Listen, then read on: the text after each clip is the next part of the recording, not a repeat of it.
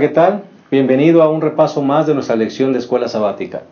Estamos por iniciar un repaso más basado en el folleto del santuario y estamos listos por iniciar el repaso de la lección número 8. Como cada semana te damos la bienvenida y te recordamos que estamos transmitiendo desde la Ciudad de México y desde el Centro de Producción de la Asociación Metropolitana. Como cada semana queremos decirte que nos sentimos contentos de que estés con nosotros porque hoy estamos por iniciar la lección número 8, titulada Cristo nuestro sacerdote. Quisiera introducirlo de la siguiente manera. Un día leí una historia de un niño que iba en un avión en la primera fila, cuando de repente el avión comenzó a sacudirse con algunas turbulencias. La gente, por supuesto, se asustó. Cuando regresó la calma, una mujer que iba al lado del niño lo vio que se mantuvo sereno en medio de la turbulencia, a lo cual le preguntó la mujer, ¿no tuviste miedo? A lo que el niño dijo, no. ¿Por qué no tuviste miedo? Y el niño contestó, porque el que va manejando el avión es mi padre. Él es el capitán. Esto me hace recordar que nosotros un día vamos a tener que atravesar también por un momento de turbulencia que sería el juicio en nuestra vida. Pero ¿sabes qué significa para ti el que la persona que va a estar llevando adelante el juicio es tu mediador, es tu abogado y es tu sumo sacerdote? Definitivamente estas son palabras de esperanza, ¿no te parece? De eso vamos a hablar hoy justamente. Cristo, nuestro sacerdote. Y que queremos, como cada semana, también darle la cordial bienvenida a nuestros dos colegas y amigos, el pastor Isidro López, quien es el presidente de nuestro campo, a quien le damos una cordial bienvenida. Pastor, bienvenido. Hoy estamos aquí listos para iniciar el repaso de esta lección muy interesante, que sin duda alguna nos dará grandes lecciones acerca del sacerdocio de nuestro Señor y Salvador Jesucristo. El mejor sacerdocio, ¿verdad, pastor? No hay otro mejor que ese, así lo presenta el libro de los Hebreos, y me parece que es lo que hay que resaltar. Correcto. Además de que es el mejor sacerdote, también es el mejor sacrificio, que es de lo que estaremos hablando en esta semana. Correcto. Gracias. Pastor Abraham, te damos la bienvenida también. Es el director de Ministerio Personal y Escuela Sabática de nuestro campo, a quien le damos un buen saludo de bienvenida. Pastor. Gracias, pastor. Pues vamos a ver la lección número 8, viendo a nuestro Señor Jesucristo en su otra faceta. Ya lo vimos como el sacrificio expiatorio la semana pasada, y hoy lo vamos a ver como nuestro sumo sacerdote, lo que Jesús está haciendo por nosotros en el santuario celestial. Claro que sí, seguramente será definitivamente muy interesante. Vamos, si les parece bien, a sugerir un bosquejo, como cada semana lo hacemos, y mucha gente nos ha dicho que es útil, así que vamos a basar este bosquejo, como siempre, en 3 puntos. ¿Cuál sería el primer punto, pastor? De acuerdo a lo que nos habla la lección, tanto la parte del domingo como la del miércoles, ambas partes hablan de nuestro Señor Jesucristo como el gran sumo sacerdote. Así que esa sería la primera parte, el gran sumo sacerdote. Muy bien, básicamente el contenido sería del domingo y del miércoles. El domingo y el miércoles, sí. Gracias. Y el segundo punto, pastor, a tu parecer. El segundo punto, pastor, es Jesús, mediador y abogado. Sería la parte del lunes y del martes. La continuación de la obra salvífica del Señor Jesús. Ya dio su vida por nosotros como ofrenda y ahora está en el santuario celestial intercediendo, mediando por nosotros. Amén. Una obra maravillosa. Y si les parece bien, me parece que el tercer punto sería el único sacrificio eficaz, el de Cristo. Sí, exacto, eso es lo que presenta la lección y me parece que ese es un punto que tenemos que realzar. Ya hablamos, aunque hablamos un poco la semana pasada, yo creo que tenemos que darle el punch final, ¿no? El golpecito final para que esto quede demasiado claro. Correcto. Así que para todos los que nos siguen y les es útil este bosquejo, el primer punto sería el gran sumo sacerdote, por supuesto hablando de Jesús, el mediador y abogado sería el segundo punto, y el tercer punto, el único sacrificio eficaz. Si les parece bien, vamos a hacer un breve espacio y entonces vamos a iniciar directamente con este repaso número 8 de la lección Jesús, nuestro sacerdote. En un momento volvemos.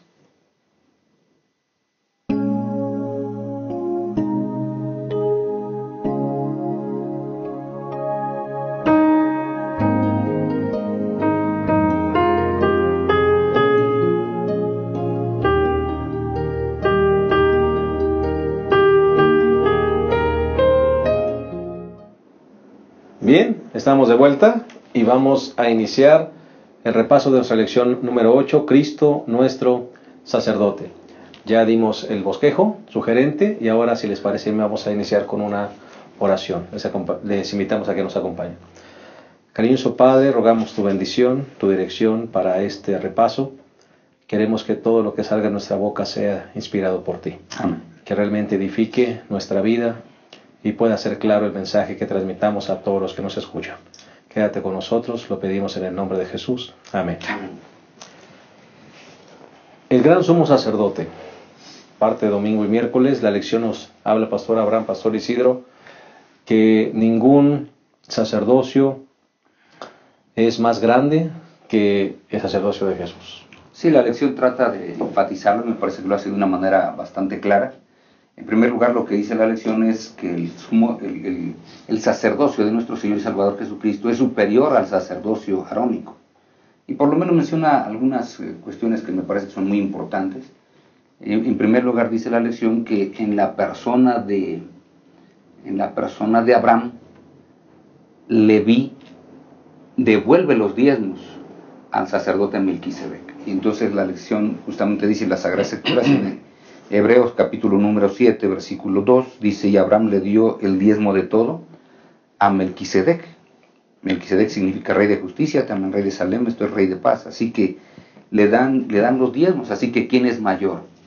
¿El que diezma o al que le diezma, ¿no? Uh-huh. Y entonces la lección dice, ¿saben qué? Eso es un indicativo de que el sacerdocio de Jesús no es necesariamente del orden de Aarón. Recordemos que esa fue la tribu que Dios eligió, ¿verdad? Porque es muy interesante, ¿no? Que es la tribu que Dios elige. El Señor Jesucristo no viene de la tribu de Leví, Él viene de la tribu de Judá. Uh-huh. Y entonces para emparejar el asunto, el autor de la lección y de manera específica del libro de los Hebreos, el apóstol Pablo, presente, dice, no, el sacerdocio de Jesús es superior. No hay nadie mayor que ellos, ¿no? ¿Por qué? Porque en primer lugar, el sacerdote Melquisedec no tiene un origen tampoco. Uh-huh. Y tampoco tiene un fin, porque la Sagrada Escritura así lo presenta. O sea, ¿de dónde sale? No sabemos. Como un misterio, ¿no? ¿Dónde se termina? Tampoco, ¿verdad? Es muy interesante. Y por eso es que el autor de Hebreos toma esa línea y dice, este es el sacerdocio de Jesús. Es un sacerdocio mucho mayor y más efectivo, ¿no? Amén. Si ya de por sí, pastor, la imagen del sacerdote era la posición suprema humanamente hablando, ¿no? Espiritualmente hablando. Uh-huh. Y entonces ese hombre realizaba pues varias cosas que yo creo significativas. Primero, era designado divinamente. Es decir, no decía alguien, no, yo me voy a apuntar para ser sumo sacerdote. Dios lo escogió al sacerdote Aarón y a sus hijos, ¿no? Era el representante de los hombres. A través de ellos, todo el pueblo, a través de Aarón el sacerdote, el pueblo rendía homenaje, alabanza a Dios y pedía perdón por sus pecados. 3, era mediación ante Dios, ¿no? El pueblo llegaba ante la presencia de Dios a través del sumo sacerdote. Era compasivo, ¿sí? Y ofrecía sacrificios por el pueblo y por sí mismo. Qué imagen, ¿no? De un hombre. Pero aunque fuera lo máximo aquí, uh-huh, ¿sí? Se queda atrás de Cristo Jesús. Correcto. Sí, porque cuando nosotros vamos a la lección es muy clara. Dice, muy bien, Aarón necesitaba hacer un sacrificio por él mismo, lo que acaba de mencionar el pastor Abraham. Jesús no, porque Jesús no tuvo pecado, así que no necesitó un sacrificio. El Señor Jesucristo fue obediente en todo, lo cual no siempre ocurría con el sumo sacerdote que intercedía, ¿no? Tampoco necesitó ofrendas por sí mismo. Pues si él era la ofrenda perfecta, ¿para qué necesitaba un sacrificio por él mismo? Y además él era la ofrenda perfecta, así que todo eso hacía que el Señor Jesucristo fuera muy superior a Aarón. Y era necesario que fuera superior, claro, ¿no? Porque el Señor Jesús vino a esa tierra, se hizo como nosotros, ¿sí? Para llamarnos hermanos. Y eso es lo que tenía que hacer Jesús para poderse convertir en sumo sacerdote, ser semejante a nosotros, para que pudiera interceder por nosotros. Pero su oficio, pues es superior a cualquier sumo sacerdote humano, ¿no? Él es Dios, no dejó de ser Dios, y al mismo tiempo tomó nuestra semejanza. Así que Él es el sumo pontífice. Uh-huh. Y entonces vamos a la palabra pontífice, es el que pone puentes, ¿sí? Así que entonces Jesús puso el puente entre el cielo y la tierra, entre Dios y la humanidad, y entonces Él salva el abismo del pecado, y hay un puente seguro que es Cristo Jesús hacia la salvación. Me gusta la figura, pastor, del libro del Éxodo, no sé si esté bien aplicada. Hablando de Moisés, por ejemplo. Moisés era un hebreo, pero no era esclavo. Exacto, él nunca fue esclavo. Nunca fue esclavo, ¿no? Una figura bonita de Jesús. Jesús vino, se hizo hombre, pero sin pecado. Él no estaba esclavizado al pecado. De hecho, cuando el apóstol San Pablo habla de las personas, dice que todo aquel que sirve a alguien se convierte en esclavo. Entonces dice, bueno, ustedes pueden ser esclavos del pecado o pueden ser esclavos para vida. El Señor Jesucristo, Él dice que fue siervo, pero siervo para vida. Nunca fue esclavo del pecado, porque inclusive Él más de una vez dijo, ¿saben qué? Viene el príncipe de este mundo, no tiene nada en mí. Y si lo tiene, pues que lo diga. Pero encontramos nosotros en las Sagradas Escrituras que fue sin pecado, porque nunca le condenó el diablo, que le pudo haber condenado por ese asunto de ser un pecador, etcétera, de necesitar un salvador. No, ¿verdad? El diablo sabía que era la ofrenda perfecta y hizo todo lo posible por tratar de evitar que Jesús llegara hasta el Calvario, ¿verdad? Porque eso sí lo hizo más de una vez. Siendo tentado incluso. Sí, pero eso es lo que hace que el Señor Jesucristo, como sumo sacerdote, como lo presenta la lección, Él lo presenta a la Sagrada Escritura como un sumo sacerdote misericordioso y fiel, ¿verdad? No un sumo sacerdote que sobre todo los del tiempo de Jesús, los sumos sacerdotes que eran ambiciosos, que eran faltos de misericordia, que eran infieles. A veces abusivos incluso. Infieles, ¿no? Por eso eran abusivos, ¿no? La Sagrada Escritura lo presenta como alguien misericordioso y fiel. Bueno, era tan misericordioso que a la mujer pecadora que la descubren en adulterio, de pronto le pregunta, oye, ¿quién te condenó? Entonces la mujer dice, no, pues ninguno. El que la podía condenar le dice, mira, ni yo te condeno, porque esa es la expresión bonita, ¿no? Ni yo te condeno, es decir, yo tengo la potestad de poderte condenar y de coger la piedra para lanzártela y destruirte. Porque al final de cuentas era el único que no había cometido Así es, el pecado. único que no, pues entonces que porque él podía dijo, tirar la piedra. a ver, quien esté libre de pecado que lance la primera piedra. Así que ¿quién era el único que estaba libre de pecado? El Señor Jesucristo. Pero en su bondad y en su misericordia, ¿qué hace con la mujer? Vete y no peques más. Ni yo te condeno, vete y no peques más. Así que era misericordioso. Con Zaqueo, por ejemplo, el Zaqueo que era bien ladrón, ¿no? Porque inclusive en su conversión él lo dice, miren, si le defraudé algo a alguno, se lo voy a regresar bien, ¿no? Y todavía el caso de Pedro, porque el caso de Pedro es uno de los casos que me parece más dramático, porque la mujer, por ejemplo, no se menciona qué tanto contacto había tenido con Jesús. Zaqueo era la primera vez que se encontraba con Jesús, pero Pedro, 3 años y medio, no pastor Abraham, 3 años y medio caminando con él, y 3 veces lo niega. Aún prometiendo que no lo iba a hacer. Así es, prometiendo que no lo iba a hacer. ¿Y qué es lo que hace el misericordioso sumo sacerdote? Lo perdona. Estas son palabras de esperanza, pastor. Sí, mire, presenta a Jesús como misericordioso y fiel. ¿Fiel a qué? Él prometió perdonarnos.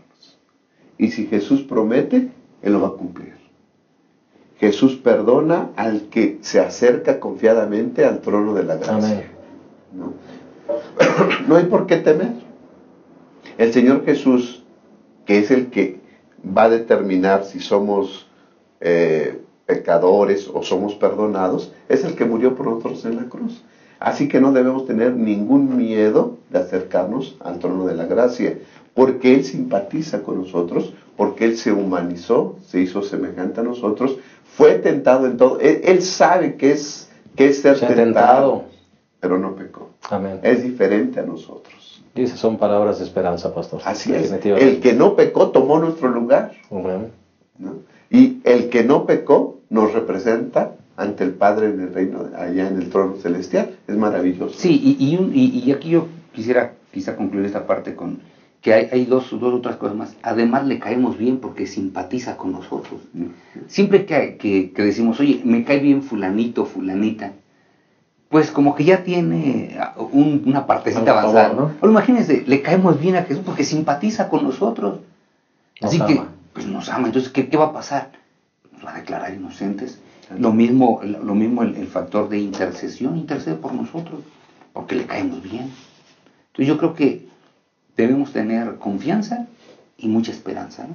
No hay nada que temer de las turbulencias, entonces. No, para nada, para nada. Estamos ¿Quién va al control? Estamos bien con el sumo sacerdote, y el sumo sacerdote nos ama tanto.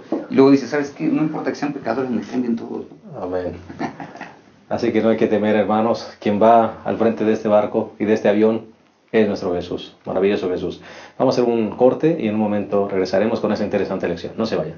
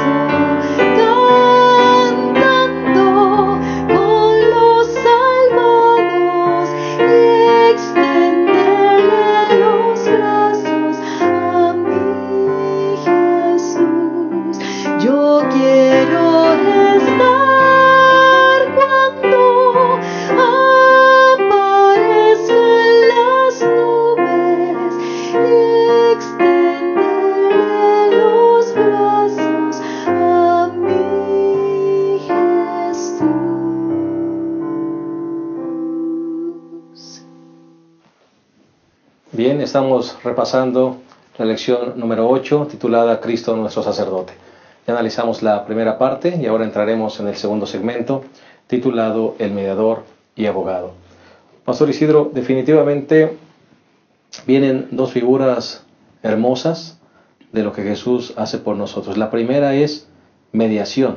Él es nuestro mediador, el que reconcilia dos partes que estaban en conflicto, ¿no? Una hermosa figura, ¿no, pastor? Desde luego, esa es la figura que el apóstol San Pablo utiliza en 1 Corintios capítulo 2, versículo 5, cuando dice, porque hay un solo Dios y un solo mediador entre Dios y los hombres, Jesucristo, hombre. No hay más mediadores, solamente hay uno, ¿verdad? Y lo interesante que yo siempre digo es, este mediador nunca está ocupado.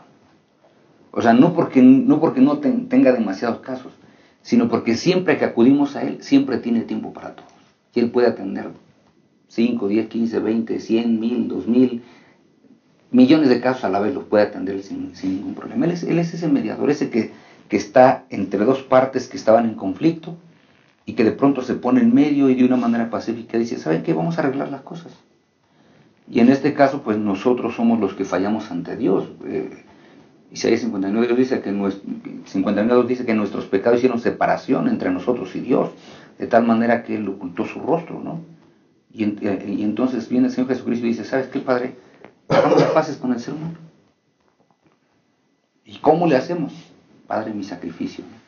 Y por eso es que no hay otro sacrificio, por eso es que Él también puede ser ese mediador, ese que puede decir, pongamos las cosas otra vez en paz, tengamos una relación estrecha entre nosotros como Dios y el hombre, y entonces disfrutemos otra vez de esa cercanía que disfrutamos en el Edén. Y por eso, Pastor Abraham, con ese mediador no necesitamos ningún otro mediador, ni humano, ni de ningún otro tipo, Pastor. No. Todo hecho por tierra. Sí dice 1 Timoteo 2:4 que hay un único mediador entre Dios y los hombres, que es Cristo Jesús, hombre. Pastor, eso da a entender que no hay ninguna persona que pueda abogar por nosotros como lo hace Cristo Jesús. ¿Por qué? Porque no tiene los méritos. Toda persona, hombre o mujer que haya nacido en este mundo, ha pecado. Ya desde ahí está descalificado para ser nuestro abogado. Todos están muertos. San Pedro, San Pablo, San Juan, que creo que son de los santos más que invocan más, ¿no? O la Virgen María, o qué sé yo. Hay un único Salvador que es Cristo Jesús, no hay otro más, ¿no?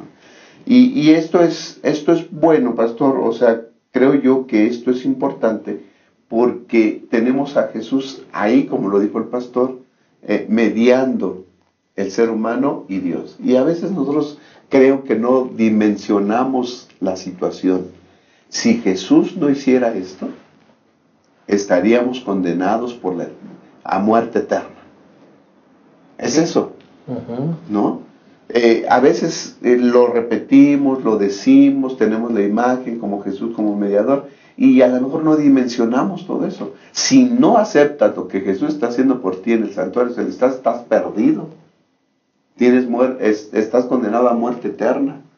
No hay mediación. Si tú no aceptas la mediación de Cristo Jesús, vas a desaparecer eternamente, te vas a perder, ¿no?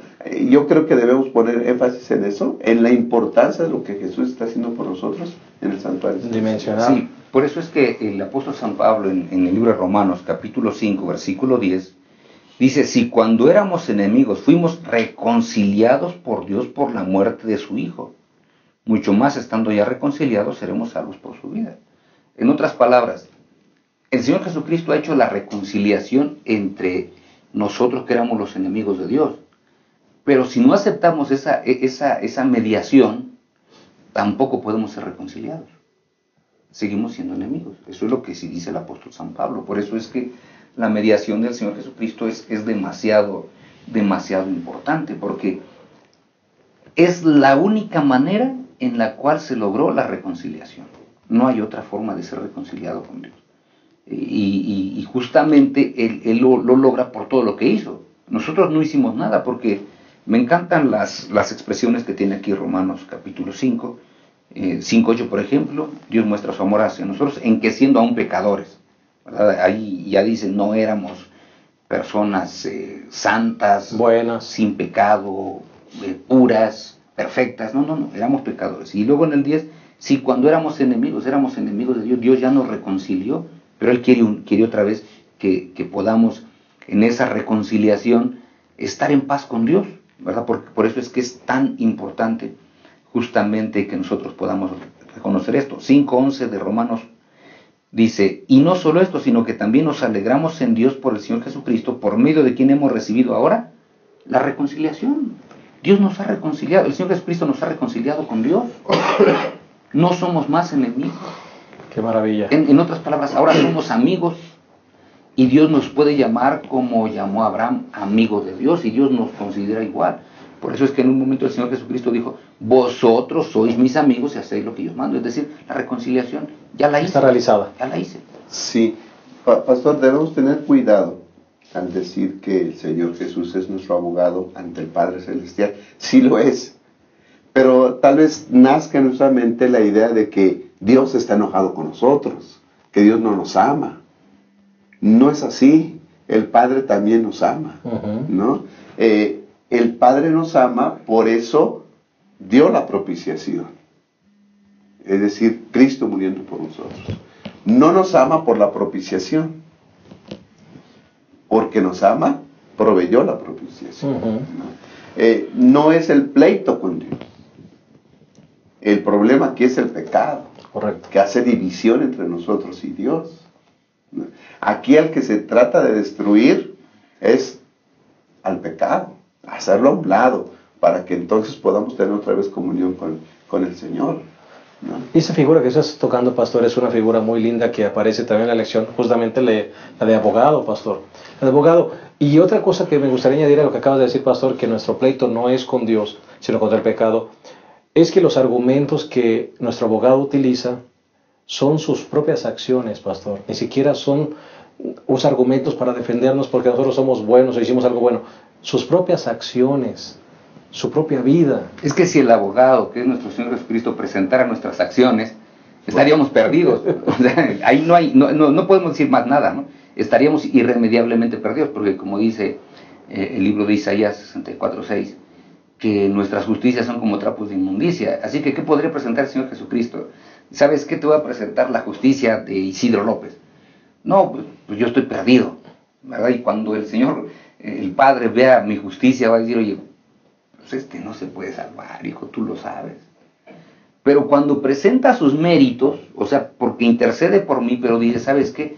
Mira, Isidro está perdido, pero Padre, aquí están mis méritos. Mira, yo morí en la cruz del Calvario por él. Él debería morir. Que está en mis manos. Yo morí por él, mira, aquí están mis heridas.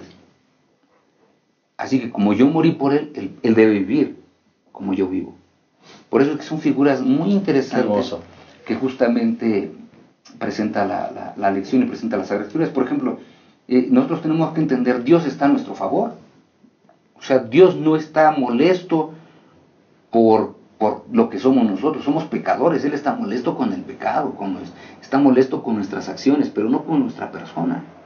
Él nos ama, porque de tal manera amó Dios al mundo, que ha dado a su Hijo unigénito, para que todo aquel que en él crea no se pierda, sino que tenga vida eterna. Así que el Señor nos ama, y nos ama con un amor extraordinario. Pero nuestras acciones son las que son dañinas y son las que nos condenan. ¿Verdad? Como esas acciones nos condenan, bueno, Dios no puede estar a favor de nuestras acciones, pero el Señor Jesucristo sí, cuando presenta sus acciones por nosotros. Tantito comentar, pastor, Romanos 8:31, y yo creo que Romanos 8:31 la mayoría de los adventistas nos lo sabemos de memoria. Ante esto, ¿qué diremos? Si Dios con nosotros, ¿quién con nosotros? Ya reconciliados, ¿qué me puede a mí, qué se puede enfrentar a mí, verdad? Estoy con Dios. Nadie me puede condenar, dice aquí el versículo 33. ¿Quién acusará a los elegidos de Dios? Dios es el que justifica. Nadie se va a atrever a acusarlos. Y dice el versículo 34, ¿quién condenará? Cristo es el que murió, más aún el que también resucitó, el que además está a la diestra de Dios e intercede por nosotros. Amén. ¿No? Sí hay un juicio, pero estamos tranquilos. Si hay un pago, pastor, también. Sí, también hay un pago. Jesús ya lo pagó. Amén. Si hay un juicio, sí. Pero el juicio es un lugar de gozo cuando confiamos en Cristo Jesús. Si Dios con nosotros, ¿quién contra nosotros? ¿Y cuál es la mejor manera de entender que Dios está a nuestro favor? Que entregó a su Hijo para morir por nosotros. No es castigo. A veces nosotros pensamos, ¿cómo sé que Dios está a mi favor? Oye, ya dio a su Hijo, permitió que su Hijo muriera en la cruz del Calvario por tus pecados y por mis pecados, y decía, hijo, si yo no logras ver todo esto, todo mi amor, en esto que estoy dando por ti, hijo, no puedo hacer más nada. Y la verdad es que no puede ya Dios hacer más nada, ¿no? Por eso es que, de acuerdo a la Escritura, el Señor Jesucristo es el único mediador, porque la Biblia dice que es el único mediador. Es la única función que a Él se le ha dado. Y de modo que si alguno está en Cristo, nueva criatura es. Qué maravilla de lección. Vamos a hacer una pausa, si les parece bien, y regresamos a la última parte de este maravilloso repaso. No se vayan.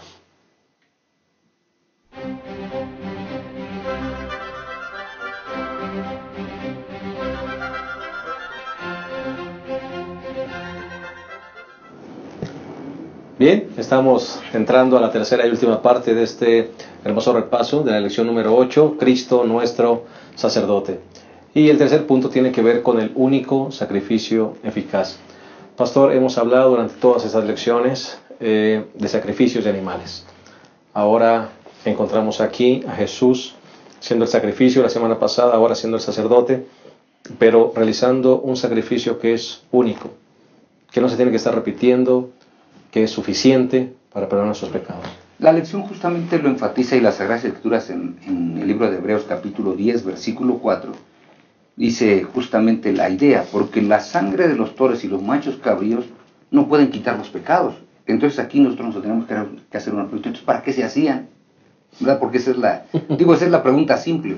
Si no quitaban los pecados, ¿para qué se hacían? Recordemos que todos los sacrificios apuntaban hacia el gran sacrificio que era nuestro Señor y Salvador Jesucristo. Entonces, Él iba a hacer su sacrificio en la cruz del Calvario. Hacia ahí estaban apuntando. El Señor Jesucristo viene y entonces, ¿qué cosa? Todo eso que yo había confiado ahora se cumple. Le da sentido, pastor, a todos los sacrificios. Sí, le da el valor. Porque ahora justamente, ¿para qué se sacrificaba? ¿Sabes qué? Te señala el Cordero de Dios que quita el pecado del mundo. Pero es el único sacrificio eficaz el de Jesús. ¿Por qué? Porque el sacrificio de Jesús no se tiene que estar repitiendo. La sangre de los machos cabríos, de los toros, del cordero, se tenían que hacer, ¿qué cosa? Constantemente. Todo el día, todos los días, el sacrificio del cordero, el sacrificio de los toros, el macho cabrío, una vez al año, se tenían que realizar todos los años. El sacrificio de Jesús, una vez, para siempre. Y para siempre. Justamente lo dice el libro de Hebreos en el capítulo número 9, versículo 26, dice el 25 para entender el contexto, y tampoco entró para ofrecerse muchas veces a sí mismo, como entra el sumo sacerdote en el lugar santísimo cada año con sangre ajena. Si así fuera, Cristo hubiera tenido que sufrir muchas veces desde la creación del mundo. Pero ahora, al final de los siglos, se presentó una sola vez para siempre para quitar el pecado, por medio del sacrificio de sí mismo. Y el 28 dice, así también Cristo fue ofrecido una sola vez para quitar los pecados de muchos. Y la segunda vez no vendrá para cargar el pecado, sino para salvar. ¿A cuánto lo esperan? Así que solamente hay un sacrificio, no hay más. La persona puede hacer lo que quiera, pero si quiere ser salva, solamente tiene que creer en el sacrificio que hizo Cristo Jesús en la cruz del Calvario. ¿Qué esperanza, pastor? Sí, pastor, ya hemos dicho que la muerte del animal que se sacrificaba era sustitutoria. Yo no sé cuántos sacrificios se hicieron en eso. ¿Cuántos corderos? Sangre. Yo me imagino a los sacerdotes más como carniceros que ensuciarse las manos a cada rato de sangre y poner sangre aquí y llevar sangre allá. Sí, uno no lo puede ni imaginar. No, pero ahora, todo señalaba, ¿sí? Toda esa sangre que se derramó de animales, pues hasta cierto punto fueron, ¿cómo diríamos? Eran símbolos, pero no tenían la eficacia para limpiar los pecados. Correcto. Hasta que el Señor Jesús vino y esa sangre pura, de un ser puro, de una ofrenda santa, fue lo que hizo que todo eso cobrara significado y todos sus pecados fueran perdonados. Amén. Ahora, el pecado es terrible, porque vemos el costo del pecado en la muerte de tantos animales, ¿sí? Pero vemos más el costo en la muerte del que es igual a Dios, que es Cristo Jesús. Dice Filipenses 2:5 en adelante. Hay en vosotros el mismo sentir que hubo en Cristo Jesús, quien aunque era de condición divina, porque es uno con el Padre, no quiso aferrarse a la igualdad con Dios, sino que se despojó de sí mismo, tomó la condición de siervo y se hizo semejante a los hombres, y al tomar la condición del hombre se humilló a sí mismo y se hizo obediente hasta la muerte y muerte de cruz. Pero ahí viene la exaltación, ¿no? Por eso Dios lo exaltó hasta lo sumo. Y ahora, porque el que es Dios se humilló y se hizo semejante a nosotros, y se humilló aún más y murió por nosotros, Dios lo exaltó hasta lo sumo, ¿sí? Y lo puso a la diestra de Dios, y ahora ahí intercede por nosotros. Qué imagen preciosa, ¿no? Tremendo. El pecado es costoso, sí, pero ya está pagado. Bendito sea Dios.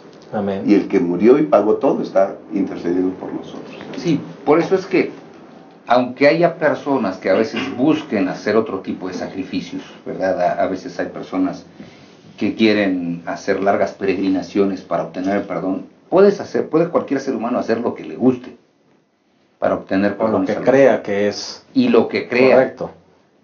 Pero, y aquí viene un gran pero, la única manera de poder ser perdonado es confiando en el sacrificio de Jesús, porque es un sacrificio suficiente. Y como es suficiente, no se necesita repetir una y otra vez, y eso debe quedar bien claro. El Señor Jesucristo no necesita estar siendo sacrificado cada 8 días, ni todos los días. No, ya fue sacrificado una sola vez, y tampoco nadie tiene poder para traerlo de vuelta y ser sacrificado. Porque justamente si alguien nos lo dice, nos está mintiendo. ¿Sabes que yo voy a sacrificar? Mira, ahora lo voy a traer. No, es realmente, no, nos estaría mintiendo, porque tampoco tiene poder para traer al Señor Jesucristo de nuevo y poderlo sacrificar poniéndolo en un trozo de pan o de lo que sea. Nadie tiene ese poder, porque imagínense qué poder tan grande sería traer todos los días al Señor, o traerlo cada 8 días, y cada 8 días muchas veces, para poderlo sacrificar de nuevo. ¿Qué poder? ¿Quién tiene más poder? El ser humano, Dios. No, el sacrificio de Jesús por eso es suficiente. Y quien nos diga, ¿sabes qué? Yo sacrifico al Cordero de Dios todos los días. Es literalmente su cuerpo el que está aquí. Nos miente, o sea, nos miente, porque no es así. El libro de Hebreos, capítulo 10, y fíjense bien estos dos textos que son muy interesantes, 10-12, dice, pero Cristo, habiendo ofrecido para siempre un solo sacrificio por los pecados. ¿Y qué hizo después? Se sentó a la diestra de Dios.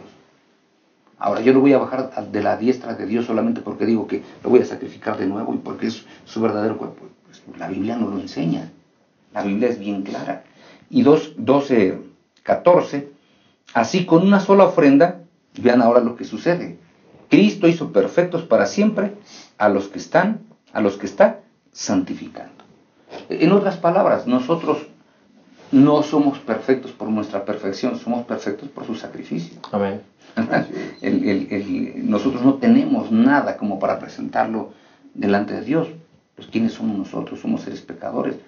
Pero cuando Él pone su manto de justicia en nosotros, el Señor ve su manto de justicia y no nos ve tal como somos. Pero solamente hay un solo sacrificio, no hay más.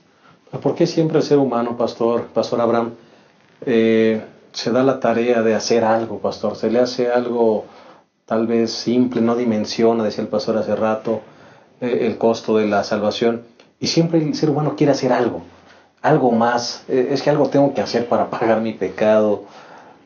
Esas lecciones nos están enseñando eso, de librarnos de ese peligro. Uh-huh. Dios dijo cuál era el sacrificio, y Dios provee el sacrificio. Así es. ¿No? El ser humano le podrá buscar por todos lados, como dice el pastor, no lo hay. Dios dijo cuál era, su Hijo precioso, y Él proveyó también la ofrenda. Uh-huh. ¿No? Dio a su Hijo.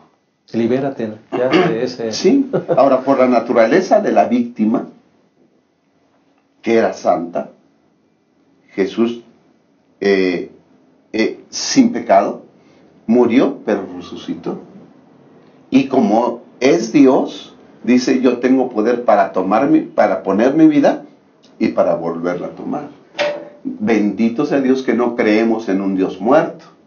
Creemos en un Dios que murió, pero que resucitó. Amén. Y vive por los siglos de los siglos e intercede por nosotros en el santuario celestial. Ahí debe estar nuestra esperanza y nuestra confianza. Sí, y yo creo que a veces nosotros tratamos de salvarnos a nosotros mismos porque no creemos que la salvación sea tan sencilla. Exacto. Porque la verdad es creer, es sencillo. Pero nosotros decimos, no, pero no podemos salvarnos tan fácilmente. Debe haber algo más. Pues ¿qué algo más? Si el Señor ya dio a su Hijo.